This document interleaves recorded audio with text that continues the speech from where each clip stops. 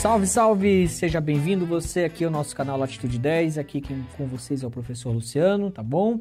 Hoje vamos para a nossa segunda aula aqui, para você que vai prestar o concurso da Polícia Civil, Corpo de Bombeiros, né, Polícia Militar do Estado de Rondônia, que está se preparando para essas provas. Nós vamos aqui para a nossa segunda aula de Geografia de Rondônia, tá? Para conversar com vocês hoje o nosso assunto sobre a hidrografia rondoniense e as usinas do Baixo do Madeira, tá? Então nós vamos falar um pouquinho sobre hidrelétricas, né? Não só as do Baixo Madeira, e vamos falar um pouquinho das nossas bacias hidrográficas rondonienses. Se você ainda não é inscrito no canal, já sabe, inscreva-se, participe, colabore aqui conosco, tá bom? Então vamos lá.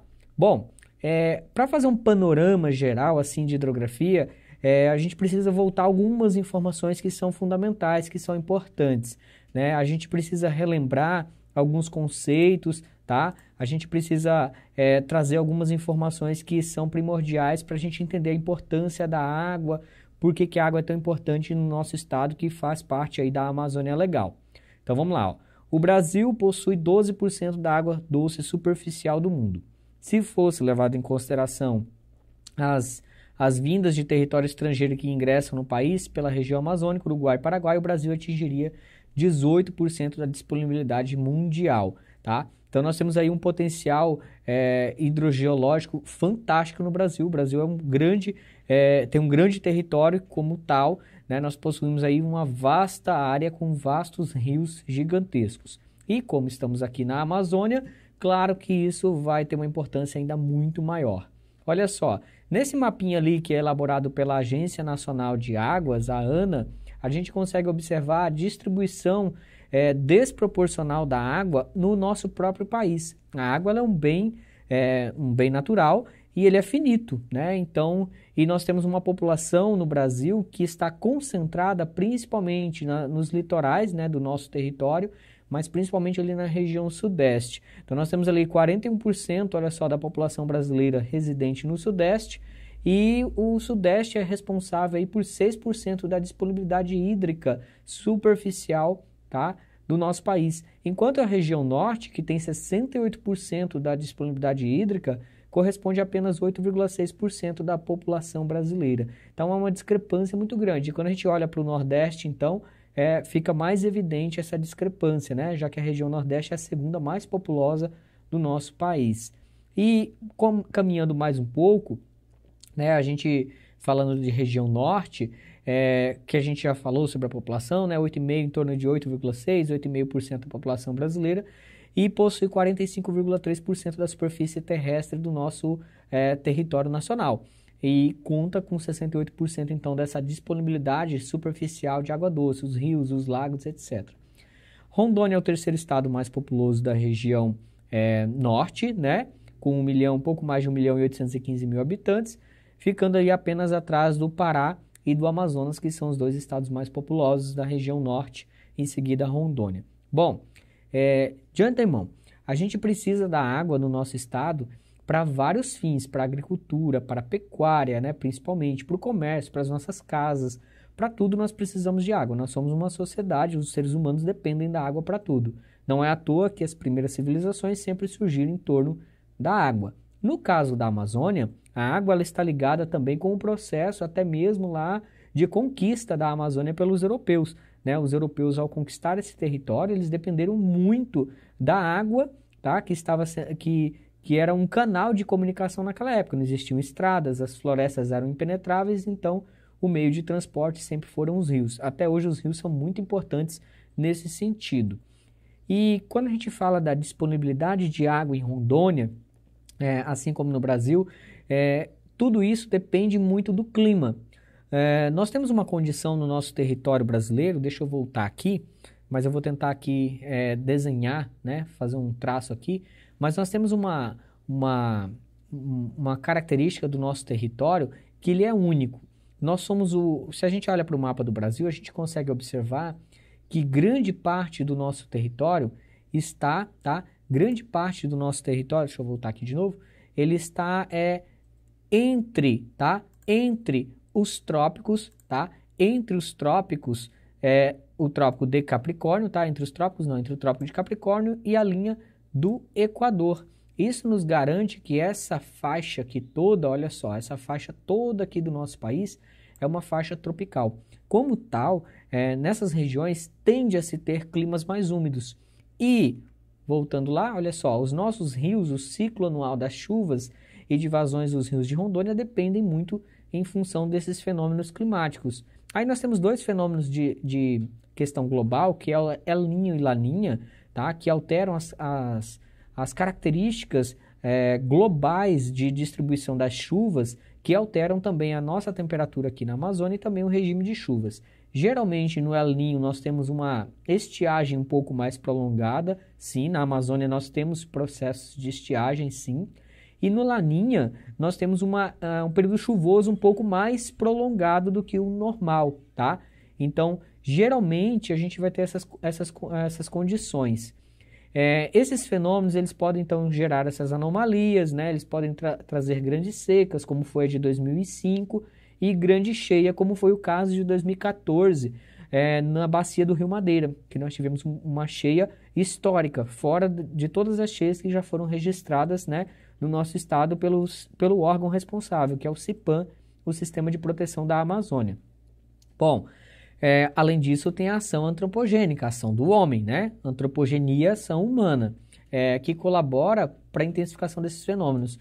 Nós, seres humanos, ao alterarmos as características físicas do território, nós alteramos também o ciclo das águas. Por exemplo, quando nós tínhamos aqui em 1960 para trás, antes do processo de ocupação de grande parte do estado de Rondônia para o loteamento, né, pelo INCRA, pelo Instituto Nacional de Reforma Agrária, para que essas terras fossem ocupadas para a agricultura, nós tínhamos floresta. Com a retirada da floresta, nós alteramos, então, esse desflorestamento, ele vai alterando o uso sustentável na região, ele vai alterando também os regimes de chuvas, tá, na região. Então, nós vamos ter aí alguns problemas, algumas situações que vão alterar significativamente, tá, as condições do local. Outra questão que nós temos aqui muito importante para a gente sempre lembrar das nossas bacias hidrográficas é que Rondônia, em grande parte do estado de Rondônia, pontualmente apenas algumas cidades possuem saneamento básico adequado, tá? Pouquíssimas cidades de Rondônia, coisa de nem chega a 10% das nossas cidades aqui com saneamento adequado. Vamos lá. E aí a gente precisa voltar a alguns conceitos importantes. O que é uma região hidrográfica, né? O que é uma bacia hidrográfica? Bom, uma região hidrográfica, olha nessa figurinha aí que a gente consegue observar. Uma bacia hidrográfica é uma área, tá? É uma área delimitada pelo relevo, tá? Pelas serras, pelos morros, as colinas, né? Pelas montanhas. No caso de Rondônia nós não temos montanhas, nós temos aqui as serras, nós temos as colinas, né?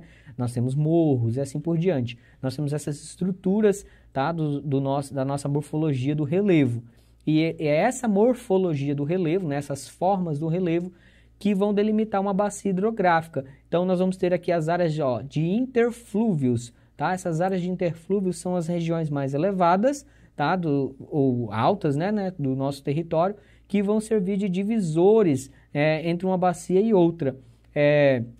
Esses interflúvios vão delimitar uma bacia hidrográfica de um lado para uma bacia hidrográfica do outro, e assim por diante. E o rio, ele sempre tem sua origem na nascente, nas regiões mais elevadas, tá? Nas regiões mais elevadas dos relevos. E a bacia hidrográfica, ela compreende toda essa área. E o que é um afluente, professor? O afluente é um rio menor que deságua no rio principal. Pode também aparecer na prova de vocês, a banca, a Sebrasp, ela tem um hábito de usar não o termo afluente, ela tem um hábito de usar o termo tributário, tá? Que significa a mesma coisa, rio tributário. É um rio que tributa a sua água em outro rio. Os afluentes, por exemplo, do Rio Machado, nós temos o Rio Jaru, nós temos o Rio Urupá, nós temos os dois formadores do Rio Machado, que é o Rio Pimenta Bueno e o Rio Comemoração, né? Então esses são afluentes formadores do Rio Machado. Todo rio que deságua em outro, né? Ele é um afluente daquele rio. Uma coisa importante que eu sempre gosto de falar já no começo da aula é de hidrografia de Rondônia. Todos os rios de Rondônia são tributários, são afluentes diretos ou indiretos do Rio Madeira. Todos os rios que correm aqui dentro do nosso estado descem, né, para o Rio Madeira. E o leito é o espaço ocupado pelas águas do rio, então nós temos aí o leito. Todos os rios eles percorrem, né, um determinado relevo e tem ali um destino, um ponto de exutório, um ponto final, que é ou um outro rio, né, ou no caso o Oceano Atlântico, um lago e assim por diante. No caso da Amazônia, todos os rios correm para o Rio Amazonas e esse, por sua vez, deságua, né, no Oceano Atlântico. E aqui, ó, nós temos exatamente isso. A nossa bacia amazônica, tá? A nossa bacia amazônica que compreende essa enorme área dentro do território sul-americano, né? Compreendendo os países como a Colômbia, a Venezuela, o Equador, o Peru, a Bolívia, tá? E o Brasil, grande parte do Brasil, com mais de 3,89 milhões de quilômetros quadrados e corresponde a 45% da superfície do território brasileiro, tá? Então, a bacia amazônica, ela compreende uma extensa faixa do território brasileiro. Compreende, então, também os países aí da América do Sul. Nós compartilhamos, então, a bacia amazônica com os países da América do Sul. Principalmente aqui, ó, nessa região do Peru, tá? Da Bolívia, aonde nós temos as nascentes dos nossos principais rios aqui de Rondônia. Ó, o rio Madre de Dios, aqui na Bolívia, né, que nasce no Peru e corre pela Bolívia, o rio Beni, o rio Mamoré, tá? Esses rios aqui são os grandes formadores do que nós conhecemos como rio Madeira. Tá? Claro que nós temos outros afluentes. O rio Guaporé, por exemplo, nasce lá no Mato Grosso. Ó. O rio Guaporé nasce no Mato Grosso. A gente já vai falar sobre ele aqui, sobre cada um desses importantes rios aqui da nossa região. Então, continuando, olha só. Então, dentro da bacia amazônica, nós vamos dar destaques a dois tipos de rios, tá? Quando a gente fala de bacia amazônica, que a gente fala desses ecossistemas, de tudo o que envolve a bacia amazônica, a gente tem uma riqueza muito grande, tá? A gente tem uma riqueza muito grande de informações de seres vivos, né? De toda uma dinâmica climática e de seres que são ali, que interagem nesse espaço. Ali nessa foto do lado, nós temos um local aqui em Rondônia, esse local é aqui em Rondônia, tá? Fica aqui no estado de Rondônia, no município de Guajará-Mirim. Ali é um hotel, né? Um hotel destinado ao turismo, né? No nosso estado.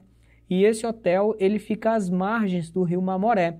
Mas percebam que ali nós temos, na verdade, são dois rios.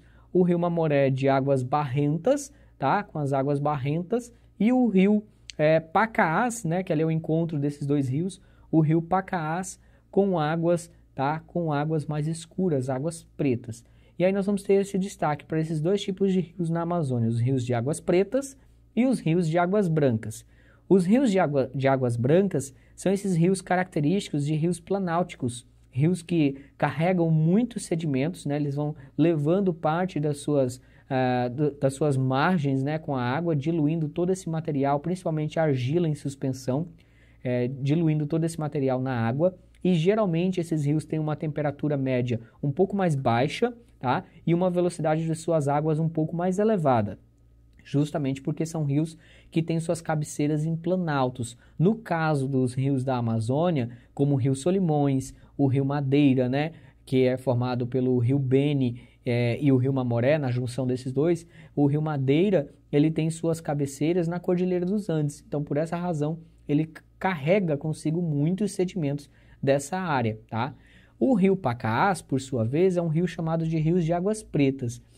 Eu queria destacar aqui que existem vários encontros das águas dentro da Amazônia, tá? Não é só o famoso lá Rio Negro e Solimões na confluência, né, formando o rio Amazonas em Manaus, ali próximo a Manaus, que nós temos essa condição. Isso acontece em vários pontos da Amazônia.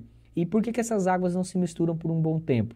Bom, por diferenças de densidade, de temperatura dessa água, tá?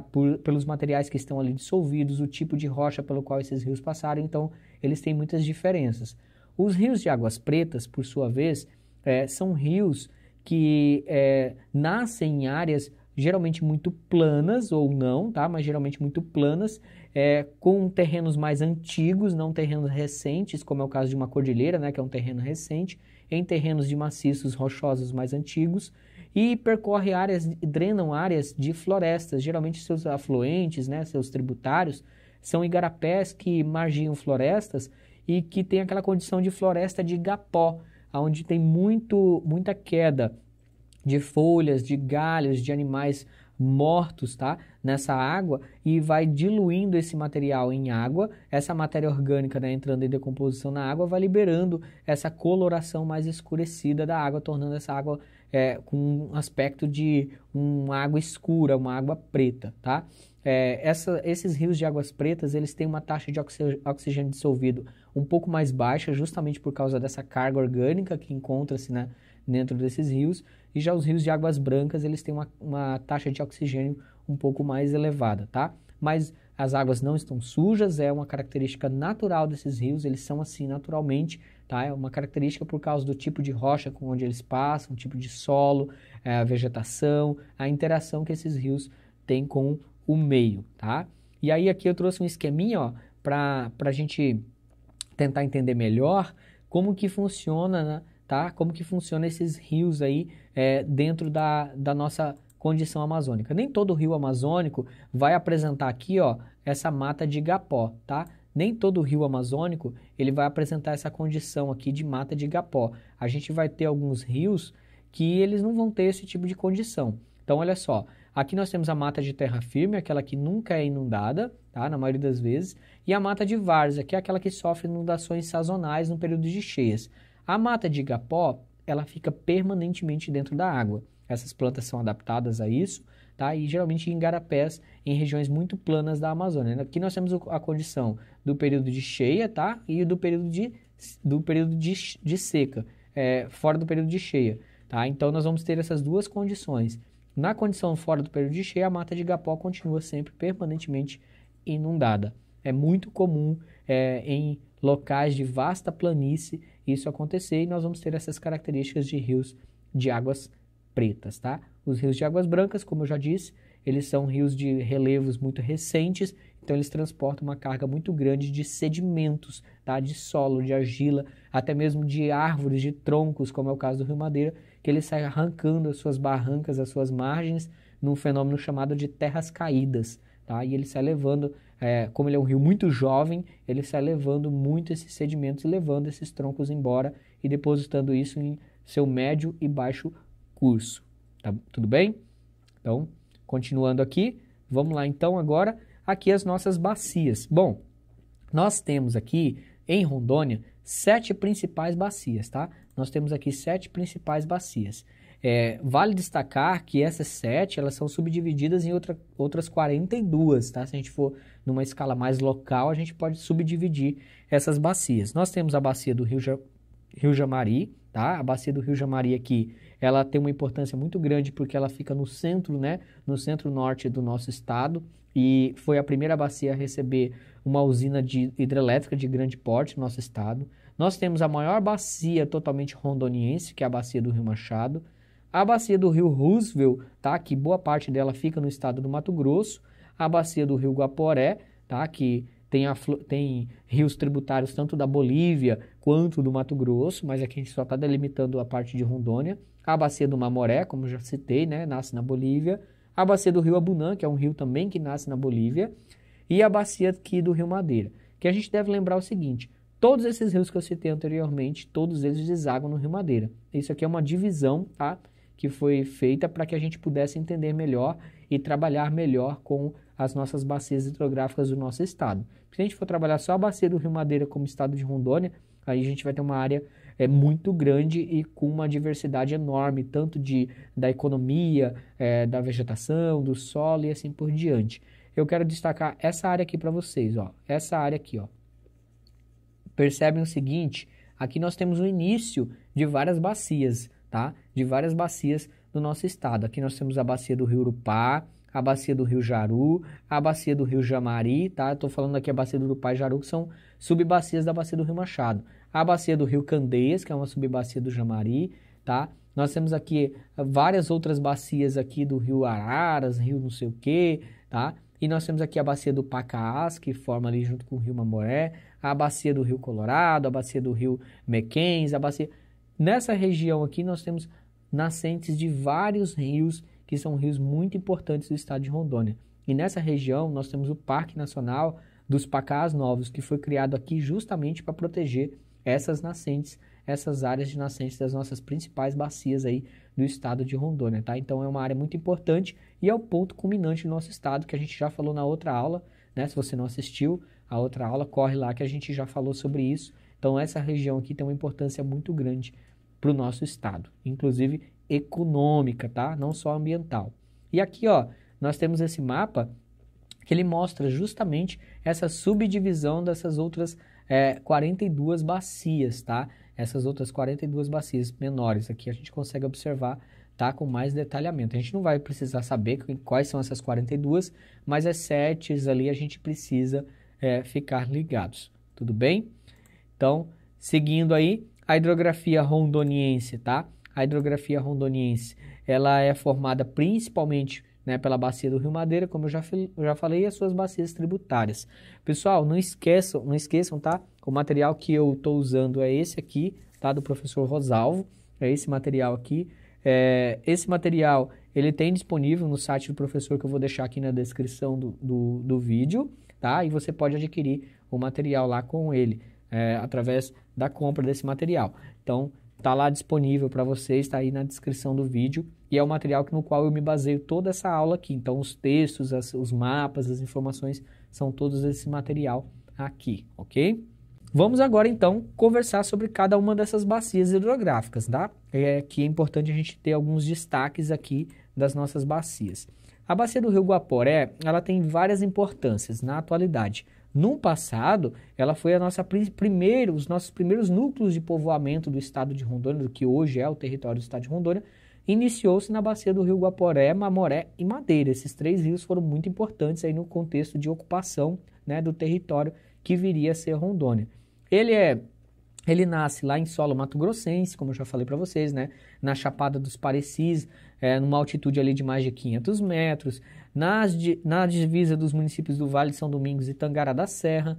O Rio Guaporé está situado numa área achatada ali entre a depressão do Guaporé e os planaltos, né, dos Parecis, a depressão do Guaporé e os Andes bolivianos, né? Então ele é representado ali pela Amazônia boliviana e pela Amazônia brasileira numa área de depressão. E a planície do Guaporé, como já falei também na aula sobre relevo aqui, é uma área de um pantanal, do surgimento, né, da formação de um pantanal, que é o Pantanal do Guaporé, que é muito importante a gente sempre lembrar sobre isso aqui para vocês. Então, o Rio Guaporé tem uma importância histórica, cultural. Hoje, o ecoturismo é uma atividade econômica em expansão. Foi no Rio Guaporé que nós tivemos o ciclo do ouro, né, que foi muito importante. Nos vales do Guaporé e do Mamoré também tivemos o extrativismo da borracha. Então, esse rio tem uma importância histórica e econômica bem legal. E o Rio Guaporé é um rio navegável em grande parte do seu curso, tá? É um rio navegável e isso também auxilia muito na locomoção, inclusive de cargas de boi pela região ali, que é uma região que vem sendo fomentado cada vez mais a produção de carne bovina, né? A expansão da fronteira agrícola, principalmente utilizando, né, a pecuária como atividade econômica. Então, ele tem essa importância também, transporte de pessoas, transporte de animais e o ecoturismo. O ecoturismo vem ganhando realmente muito espaço no Rio Guaporé. E aqui, olha só, nós temos ali, ó, falando sobre o uso, né, atividades econômicas, extensiva, né, a pecuária extensiva que eu já falei para vocês, que é essa pecuária que utiliza muitas áreas, né, isso causa também danos à bacia hidrográfica, né, devido à sua riquíssima biodiversidade, como pássaros e jacarés. É muito procurado por pescadores do mundo todo, né, do Brasil inteiro e do mundo, para atividade de pesca, para admirar a paisagem. É um rio com águas muito calmas, então ele parece um espelho, tem uma coloração muito bonita, então ele lembra muito um espelho, e é um lugar paradisíaco, realmente. O Rio Guaporé é um rio que chama muita atenção. Bacia hidrográfica agora do Rio Jamari.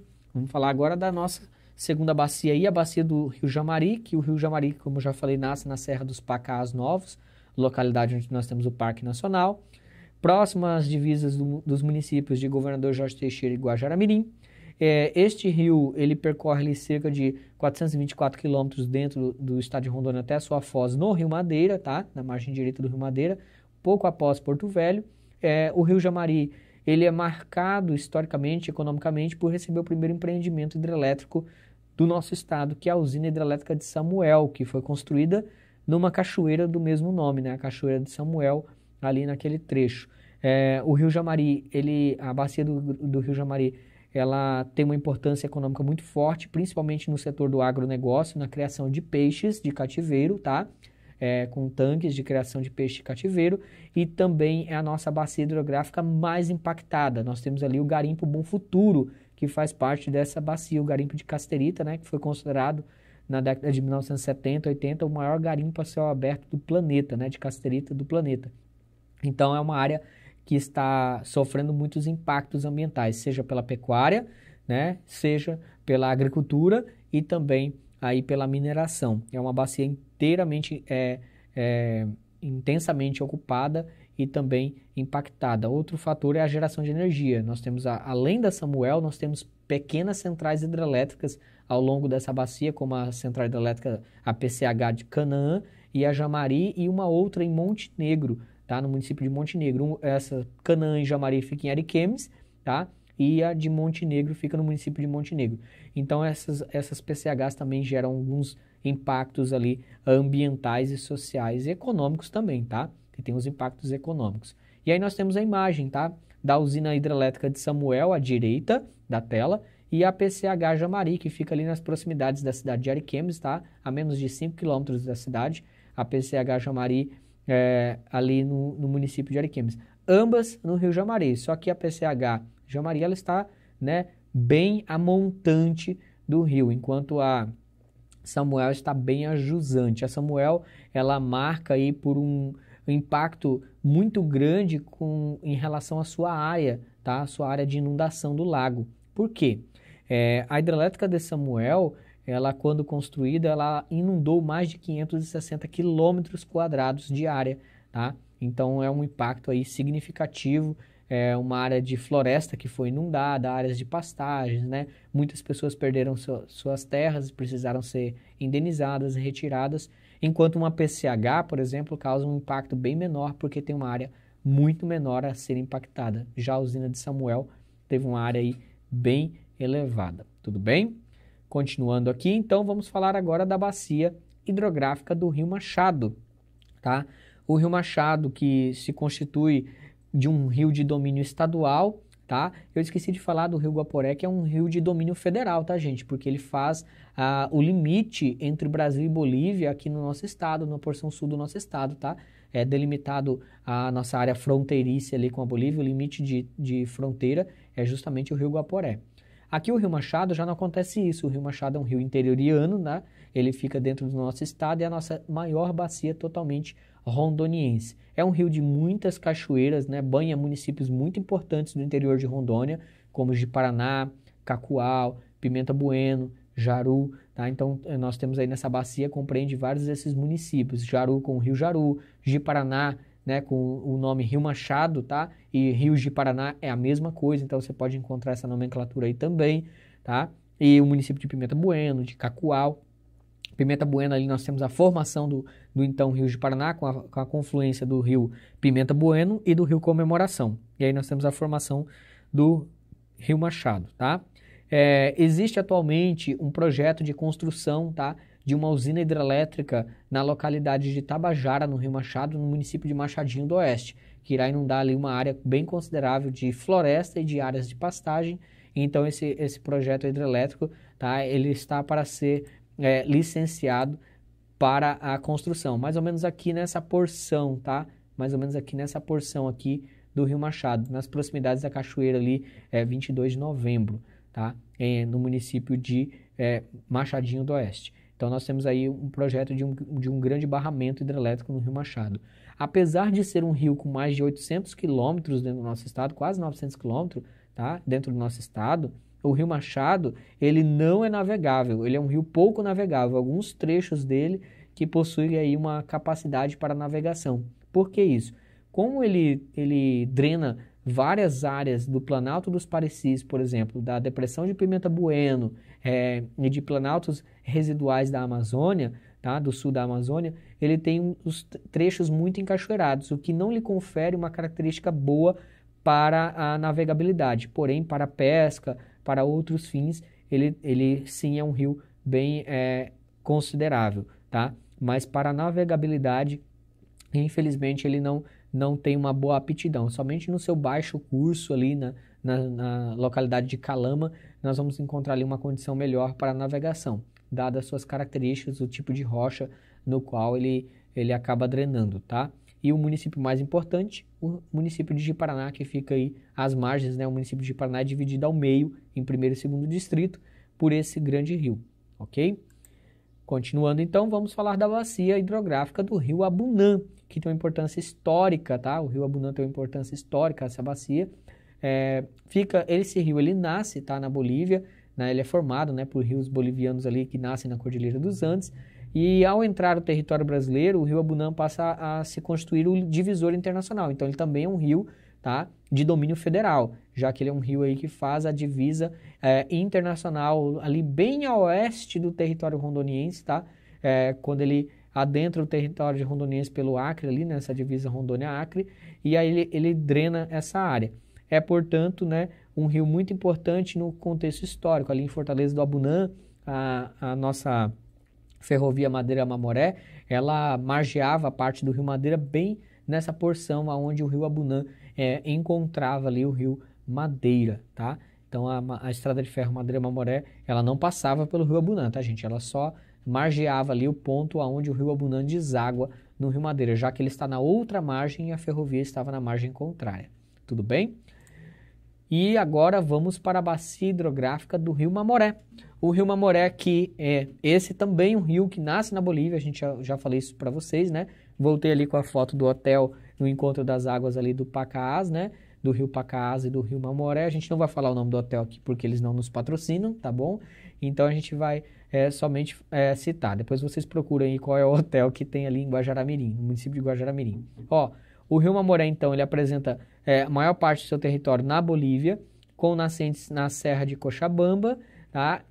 O rio Mamoré, ele é um rio muito rico em biodiversidade, ele adentra o espaço geográfico brasileiro na localidade da Vila Surpresa, que pertence a Guajará-Mirim, recebendo o rio Guaporé. Ao receber as águas do Guaporé, então ele forma aí, junto com o Guaporé, né, que o Guaporé forma esse limite internacional, ele vai continuar esse contorno aí do limite internacional entre Brasil e Bolívia, até encontrar as águas do rio Beni, tá? E aí formar o gigante rio Madeira, tá?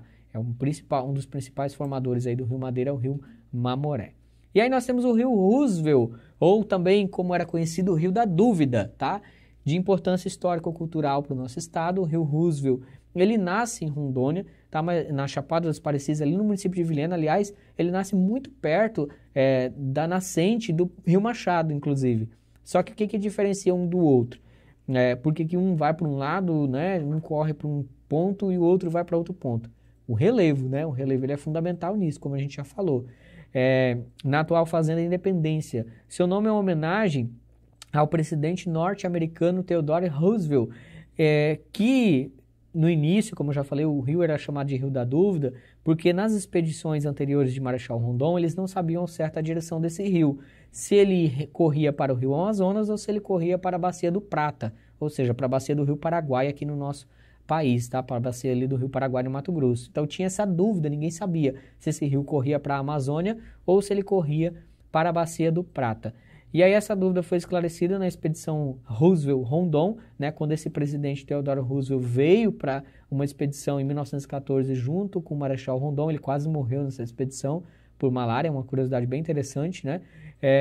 E aí eles descobriram que a foz, né, desse rio era no rio Aripuanã, que consequentemente é um afluente aí da margem direita do rio Madeira no estado do Amazonas, tá? Então eles viram, olha, esse rio realmente ele pertence à bacia amazônica e não à bacia do Prata, tá? Então o antigo Rio da Dúvida é o rio Roosevelt, tá? Tem aí uma foto, olha só, para a gente ver o rio Roosevelt, ele também drena uma área de planaltos, tá? Aqui dentro do nosso território, nas suas nascentes, principalmente na sua formação, e tem muitas corredeiras, cachoeiras, é um rio bem cachoeirado, com grande potencial hidrelétrico, tá? Inclusive tem projetos de construção de hidrelétricas no rio Roosevelt, no estado do Mato Grosso, não em Rondônia, tá? Mas no estado do Mato Grosso. E ali nós temos uma foto de Marechal Rondon e do ex-presidente americano Theodore Roosevelt ao fazer essa visita aqui, tá? Na Amazônia. Theodore Roosevelt que fez essa expedição junto com o Marechal Rondon, justamente porque ele queria coletar algumas amostras de animais, de plantas, né? Para levar para um museu natural, um museu natural em Nova York, nos Estados Unidos, para colocar em exposição. Muitas coisas da Amazônia que está lá no Museu Natural de História Natural dos Estados Unidos em Nova York, tá? Veio daqui da região onde hoje conhecemos como Rondônia, ok? Bacia hidrográfica do Rio Madeira. Todos esses rios que nós falamos até agora, todos pertenciam à bacia do Rio Madeira, né? Que é o rio mais importante do nosso estado, seja pelo tamanho, seja por toda a sua história, né? O desenvolvimento da capital Porto Velho às suas margens, grandes projetos econômicos para esse rio, né? Então, a importância dele social, cultural, histórica, econômica é gigantesca. Então, ele é resultado dessa confluência do rio Beni, tá? Que nasce nas Cordilheiras dos Andes, e o Mamoré, que também, né, nasce, né, nessa cordilheira. Ali no município de Nova Mamoré que nós temos essa confluência. É para a bacia do Rio Madeira que se direcionam os outros 6 rios tributários mais importantes do nosso estado. Machado, Guaporé, Mamoré, Abunã, Jamari e Roosevelt, tá? Então esses rios aí são os mais importantes que nós temos aí dentro do nosso estado, e todos eles desaguam, como eu já havia falado, no Rio Madeira. Nunca esqueça disso, tá? Na hora da sua prova, nunca esqueça dessa importância. A extensão do Rio Madeira dentro do nosso estado de Rondônia é de 541 quilômetros, tá? Cruzando a capital do estado, que se desenvolveu às margens desse rio, né?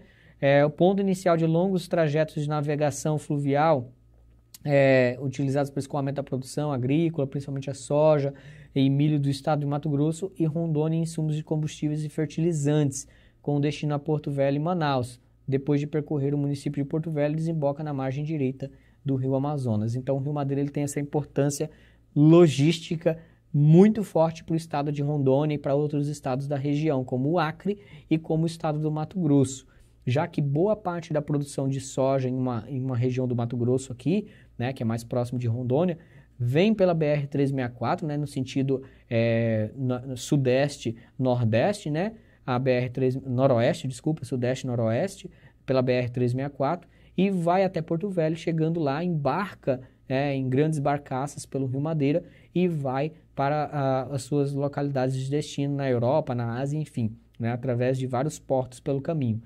E também nós recebemos muitos produtos industrializados vindo de Manaus, tá, através do Rio Madeira, principalmente gás, tá, gás de cozinha, combustíveis, os combustíveis que são consumidos em Rondônia e no Acre, boa parte deles passam aí pelo Rio Madeira, tá? Então tem uma importância econômica gigantesca. E aí nós temos algumas imagens, tá, que retrata bem isso que eu acabei de dizer. Nós temos ali a barcaça, né, transportando grãos pela hidrovia do Madeira. Olha o tamanho dessas embarcações. São embarcações gigantescas, tá, que o Rio Madeira comporta e que transportam esses materiais. E ali nós temos o Porto Cainágua, no Rio Madeira, também em Porto Velho, ali na cidade de Porto Velho, bem próximo ao centro de Porto Velho mesmo, esse porto, que é um terminal de passageiros, onde as pessoas vão ali para pegar barcos, por exemplo, para ir para Manaus, para ir para Manicoré, para Humaitá, para várias localidades às margens do Rio Madeira ou do Rio Amazonas, tá? E ali nós temos o Porto Graneleiro no Rio Madeira, em Porto Velho. Existem vários portos em Porto Velho, tá? Vários mesmo no Rio Madeira. E ali nós temos o exemplo de um porto graneleiro que destina-se a esse transporte de grãos no rio, ok? E aí nós temos uma outra atividade econômica no Rio Madeira. Essa não é legalizada, tá? Já houve a tentativa de legalização dessas atividades, mas são muito danosas ao meio ambiente e aos seres vivos como um todo.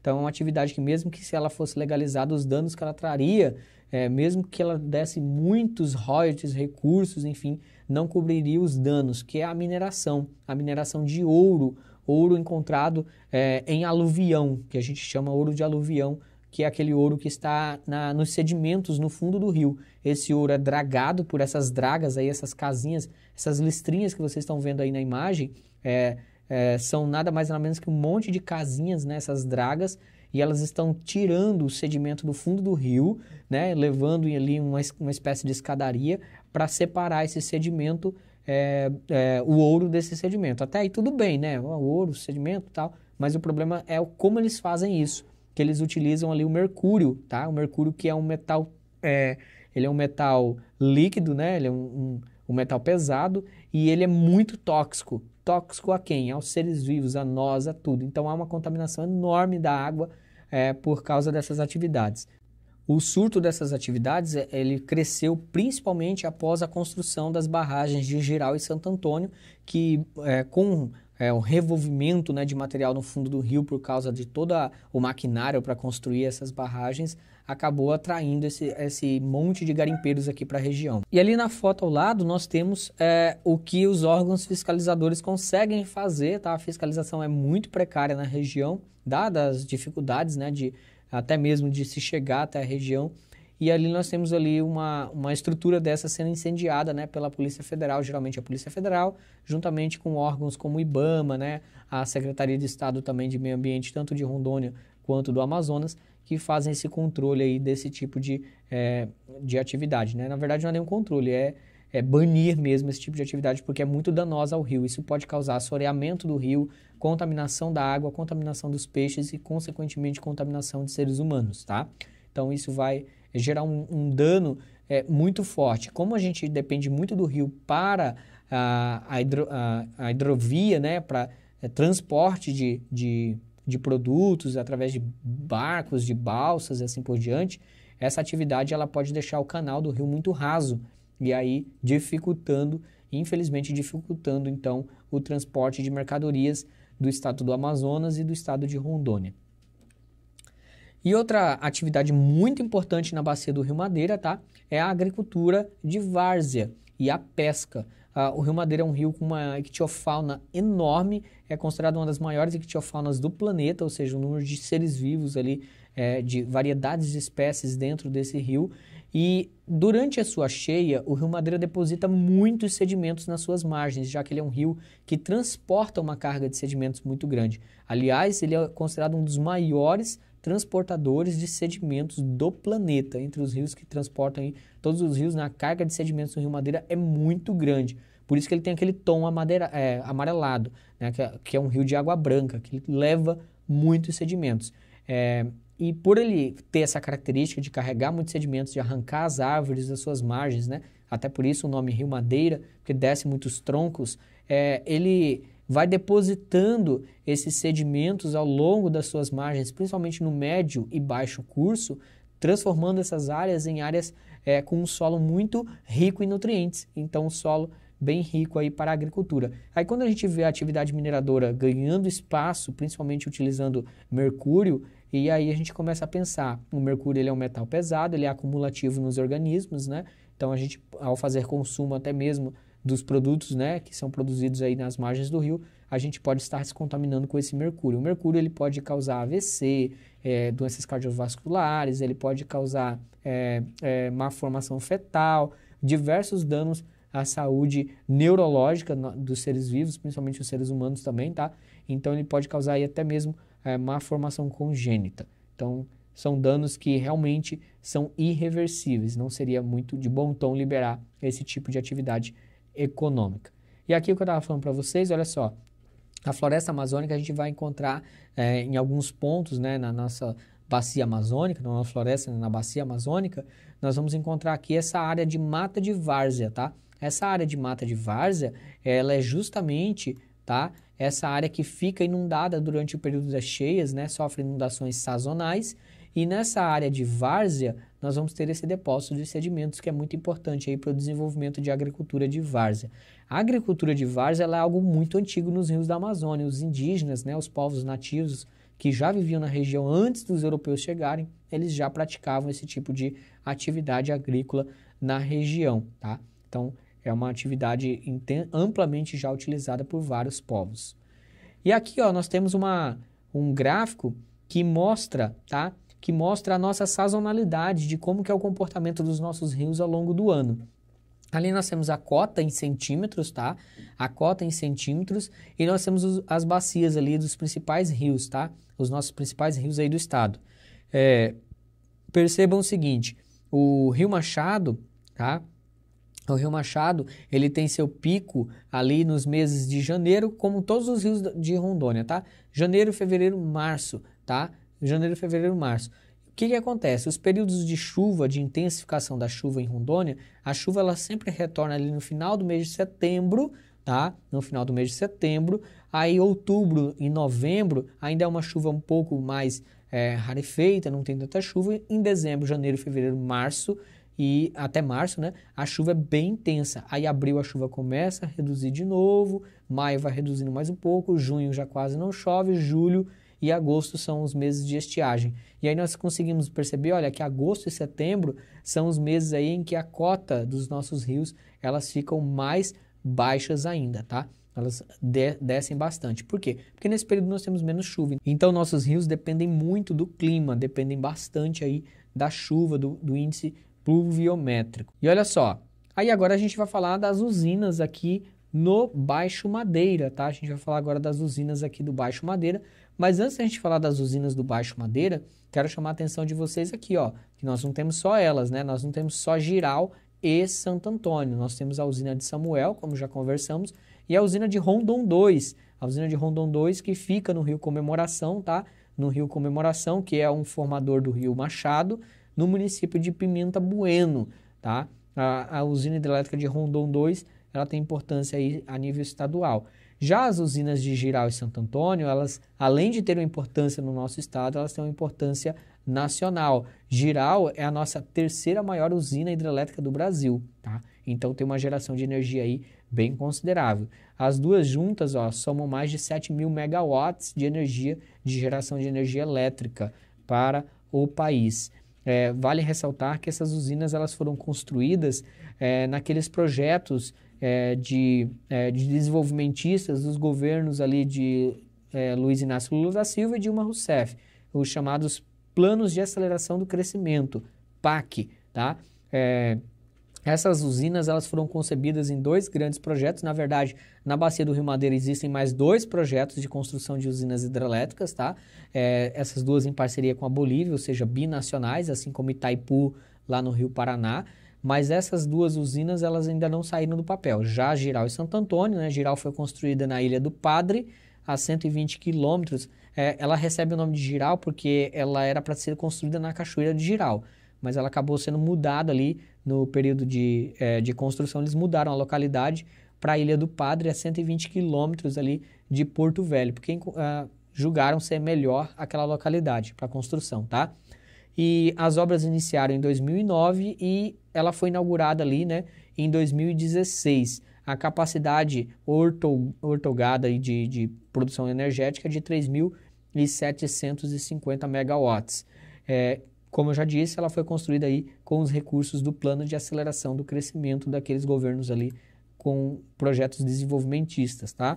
E ali, ó, nós temos a usina hidrelétrica de Santo Antônio. Eu trouxe esse infográfico aí, que ele está disponível no material do professor, inclusive também. A gente consegue encontrar um parecido com esse no material dele.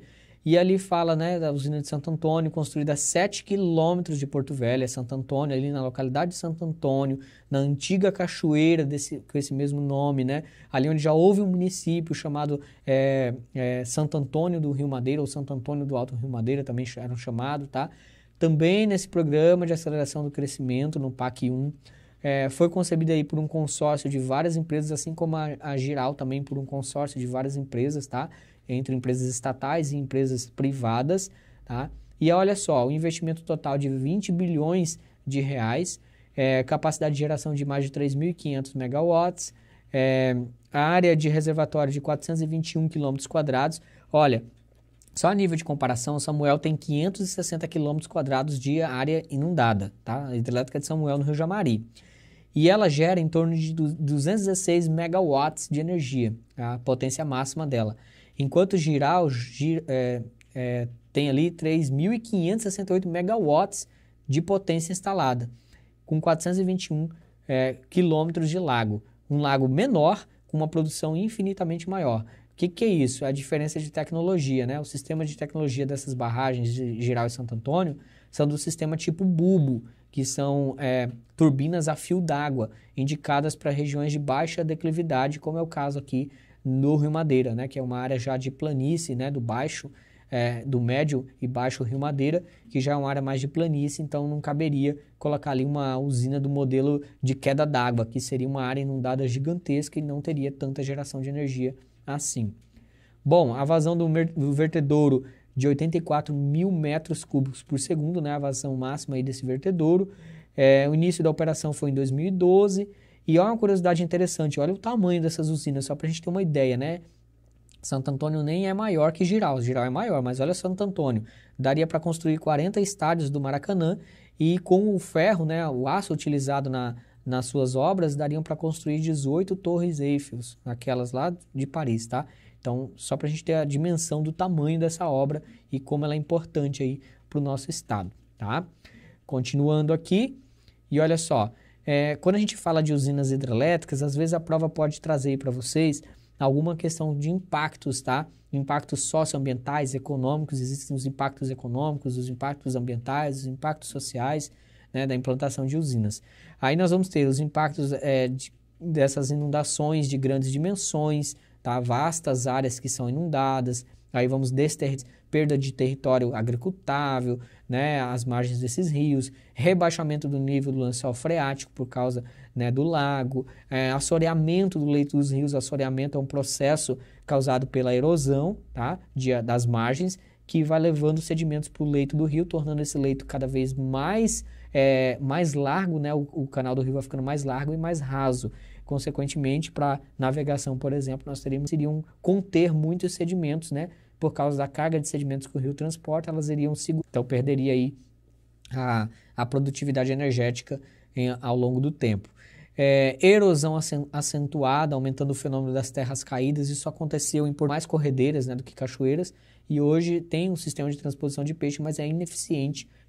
Alteração no microclima por causa da quantidade de água, né, dentro do lago, vai alterar. Tem muitos recursos financeiros chegando na época da construção.